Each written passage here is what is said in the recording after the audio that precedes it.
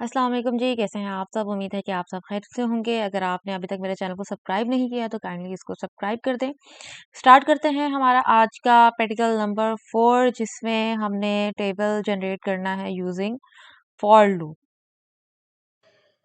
ठीक है जी। तो ये हो गया आपके प्रैक्टिकल का कुछ रफ वर्क। ठीक है।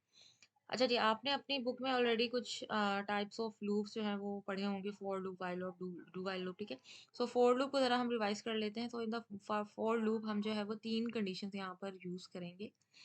सबसे पहली चीज़ आपके पास क्या होगी, फॉर लूप को यूज़ करने के लिए आपको चाहिए होगा कोई वेरिएबल। तो लेट सपोज हमने कोई वेरिएबल जो है वो आई के नेम से वेरिएबल ले लिया है, और उस वेरिएबल को हम पहले तो इनिशियलाइज करेंगे वन से, क्योंकि जो जो भी टेबल होगा वो टू वन द टू या थ्री वन द टू या seven one the sorry two three one the three या seven one the seven, one से वो स्टार्ट होगा। ठीक है। और जो हम लास्ट जो लिमिट देंगे वो हम देंगे अपनी 10। ठीक है। जैसे टू टेन द ट्वेंटी या थ्री टेन द थर्टी या four ten the thirty, ten the pay आकर हमारा लूप जो है वो रुक जाएगा। ठीक है। और इसके पास हम जो है वो अपना पोस्ट इंक्रीमेंट जो है वो यहाँ पर अपने वेरिएबल के ऊपर अप्लाई करेंगे, that will be i plus plus. ठीक है। सो आई प्लस प्लस का मतलब है कि आपका जो लूप का जो इंक्रीमेंट है वो वन स्टेप जो है वो फर्दर मूव ऑन करेगा। ठीक है। अच्छा जी, ये हो गया हमारी कुछ रफ वर्क। ठीक है। और इसमें कुछ और भी चीज़ें जो हैं वो मैं आपको यहाँ पर कुछ जो है वो क्लियर कर दूँ, ताकि आप कोड में जाकर जो है वो कंफ्यूज ना हो। ठीक है। अच्छा जी, एक वेरिएबल जो है वो आपका ये है जो आपका लूप का वेरिएबल है। ठीक है। अब क्योंकि आपको टेबल भी जो है वो जनरेट करना है, तो उसके लिए पहले आप यूज़र से इनपुट लेंगे। ठीक है। सो इनपुट लेने के लिए भी आपको जो है वो कोई वेरिएबल रिक्वायर्ड होगा। ठीक है। सो लेट सपोज हमने जो है वो ए वेरिएबल जो है वो ले लिया है यूज़र से इनपुट लेने के लिए। ठीक है। अब यूज़र जो भी ए में वैल्यू एंटर करेगा, लेट सपोज उसने टू एंटर किया। ठीक है। सो अब इसका जो है वो आपको टेबल जनरेट करना होगा। ठीक है। तो अब इसमें आपको लेट सपोज आपके पास टेबल किस तरह से होता है, इस तरह से टू वन ज़ा टू, ये आपके पास टेबल की फॉर्म है। ठीक है। सो ये टू क्या है, ये टू वो वैल्यू है जो यूजर ने एंटर की है, जो ए के अंदर स्टोर है। ठीक है। और ये वन क्या है, ये वन जो है वो आपका लूप चल रहा होगा, जो एक्चुअली आपका यहाँ पर है। ठीक है। और उसके बाद ये क्या है, बेसिकली आपका ये आपका फाइनल आंसर है। अब ये फाइनल आंसर कैसे आ रहा है, ठीक है। देखें, आपका इस वक्त ए की वेरिएबल में क्या मौजूद है, टू। और इस वक्त आई की वैल्यू आपके पास क्या है, फर्स्ट इनिशियल वन। ठीक है। यहाँ पर मुझे ए लिखना था, यानी अगर आप टू वन से मल्टीप्लाई होगा तो आंसर क्या आ जाएगा, वन। ठीक है।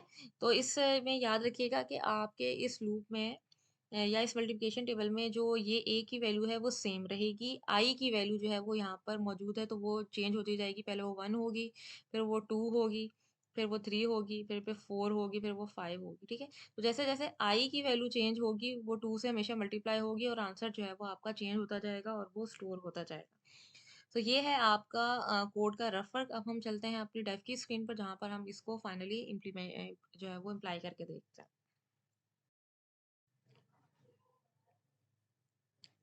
ओके जी, तो हम आ चुके हैं अपनी डेव की स्क्रीन पर, जहाँ हम अपने कोड को जो है वो प्रैक्टिकली इम्प्लीमेंट करके देख लेते हैं। ठीक है।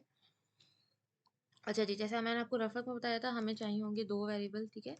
एक वेरिएबल हमने ए सपोज किया था, जो कि यूज़ होगा यूज़र से इनपुट लेने के लिए। ठीक है।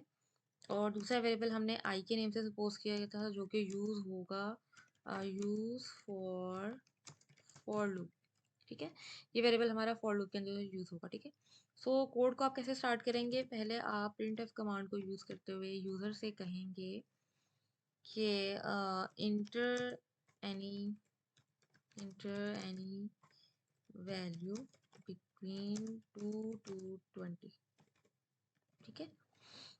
हमने यहाँ पर यूज़र को ये रेंज क्यों बताई है, क्योंकि हमारी प्रैक्टिकल की जो क्या कहते हैं कि जो लिमिट है, या आप कह लें जो एक रिस्ट्रिक्शन है, वो आपको यूज़र को ये देनी है कि यूज़र ने जो है वो इस रेंज के बिटवीन नंबर जो है वो एंटर करना है। सो बजाय इसके कि आप कोड को कॉम्प्लीमेंट कर रहे हैं, आप उसको एक ऑलरेडी स्क्रीन पर एक मैसेज देते हैं, ताकि वो उसके बिटवीन जो है वो नंबर एंटर करे। ठीक है। तो ये हमने ले लिया, यूज़र को मैसेज दे दिया। अब हम स्कैनफ की कमांड से सिंपली इसको रीड कर लेते हैं। डबल कॉमास के साइन यूज़ करेंगे, उसमें फॉर्मेट स्पेसिफाई यूज़ करेंगे, और कॉमा से साइन के साथ हम एंड साइन को यूज़ करते हुए अपने इस वेरिएबल को रीड जो है वो हमने कर लिया है। ठीक है, यूजर से हमने इनपुट ले लिया। अब हमारा नेक्स्ट काम क्या है, हमें यूज करना है फॉर लूप। ठीक है, सो फॉर लूप का वेरिएबल आपका क्या था, आई, जो कि ऑलरेडी हम ऊपर डिक्लेयर कर चुके हैं। ठीक है, सो आई को आपने स्टार्ट कहाँ से करना है, आई को हमने स्टार्ट करना है 1 से। ठीक है, उसके बाद हमने कहना है कि आई की जो वैल्यू है वो होगी 10। ठीक है, 10 तक जाके वो स्टॉप हो जाएगा, और आई का इंक्रीमेंट हमने दे दिया प्लस प्लस। ठीक है, उसके बाद फॉर लूप में हमने कमांड देनी है, तो हम इसका जो कर्ली ब्रेसेस है वो यहाँ पर यूज़ करेंगे। और अब हम यहाँ पर जा रहे हैं प्रिंट एफ में अपना टेबल जो है वो प्रिंट करवाने के लिए। ठीक है, सो टेबल प्रिंट करवाने के लिए मैं एक दफ़ा दोबारा आपको एक चीज़ जो है वो क्लियर कर दूँ, अगर आपको यहाँ रफट में क्लियर ना हुई हो। ठीक है, वो ये कि जैसे लेट्स सपोज यूज़र ने 2 एंटर किया, तो उसका टेबल जो है वो कुछ इस तरह से जनरेट होकर आएगा, 2 1 ज़ा 2, 2 2 ज़ा 4। ठीक है, तो यहाँ पर अगर आप ध्यान दें तो ये जो 2 की वैल्यू है जो आपने यूज़र से इनपुट ली है वो कांस्टेंट है, यानी वो फिक्स है, वो चेंज नहीं हो रही। ठीक है, तो हमारा जो वेरिएबल ए है जिसके अंदर 2 स्टोर है, ठीक है, हमने यहाँ पर ए वेरिएबल लिया है ना यूज़र से इनपुट लेने के लिए। ठीक है, तो लेट्स सपोज इसमें यूज़र ने 2 इंटर किया है, तो ये 2 जो है वो फिक्स है। ठीक है, अब ये 1, फिर 2, फिर 3, फिर 4, फिर 5, ये चीज़ कहाँ से आ रही है, ये आपका इस लूप से आ रहा है। ये नंबर जो चेंज हो रहा है वो इस लूप से हो रहा है। ठीक है, सो लूप का वेरिएबल आपका क्या है, आई। ठीक है, आई के अंदर पहले 1 है, फिर 2 है, फिर 3 है।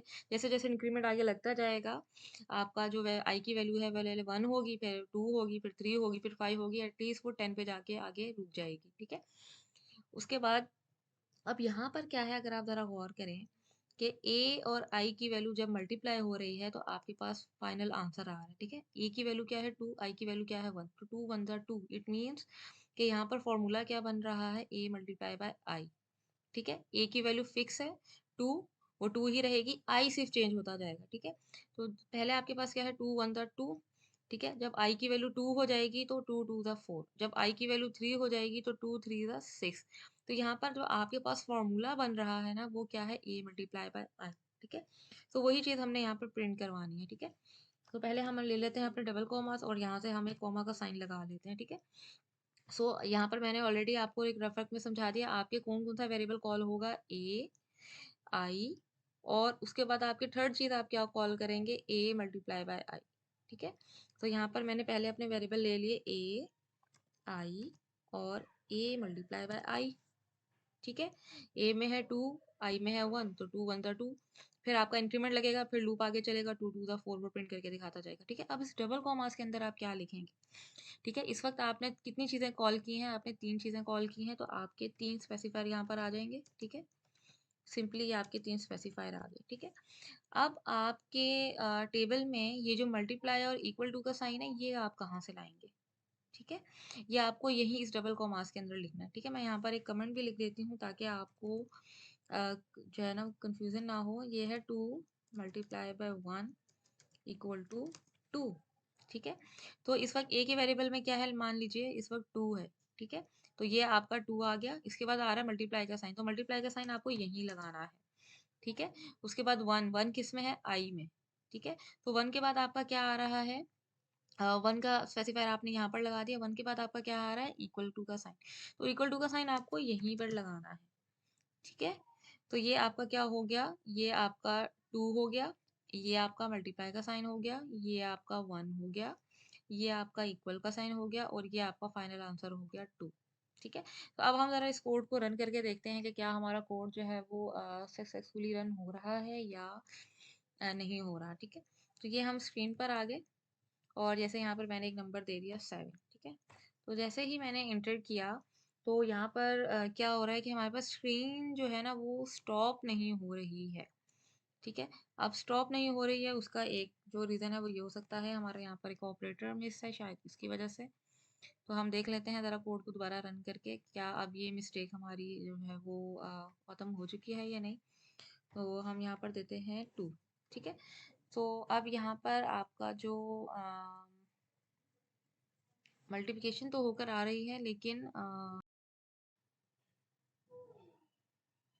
अच्छा जी, तो जब आपने हमने इस कोड को रन किया, मैं दोबारा एक दफ़ा आपको रन करके दिखा दूँ ताकि आपको समझ में आ जाए कि यहाँ पर मिस्टेक क्या हो रही है।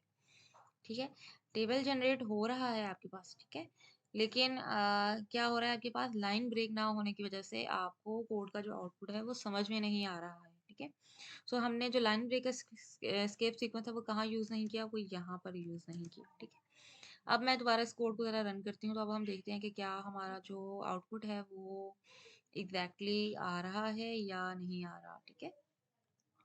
तो यहाँ पर 2 एंटर किया और अब देखें आपका जो आउटपुट है वो एग्जैक्टली यहाँ पर जो हम चाहते थे वो आपका यहाँ पर जनरेट हो चुका है, ठीक है?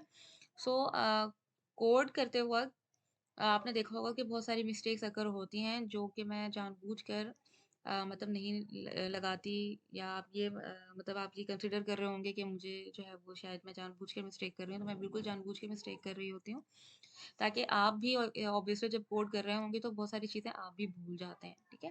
So practice makes man perfect, ठीक है? तो आप प्रैक्टिस करेंगे तो ही आपके कोड में जो है वो परफेक्शन आएगी, ठीक है? सो इसीलिए अगर कोड में कोई मिस्टेक आ रही है तो कोड को रिव्यू करके ज़रूर देखा करें, ठीक है? और ये थी हमारी आज की प्रैक्टिकल नंबर 4 की वीडियो। अगर इसमें आपको कुछ कन्फ्यूजन हो या कोड आपके पास एग्जैक्टली सक्सेसफुली रन ना हो रहा हो तो आप मुझसे अपना फीडबैक भी दे सकते हैं और आप कमेंट सेक्शन में भी बता सकते हैं। तो thank you so much for today, इसको प्रैक्टिस ज़रूर कीजिएगा। अल्लाह हाफ़िज़।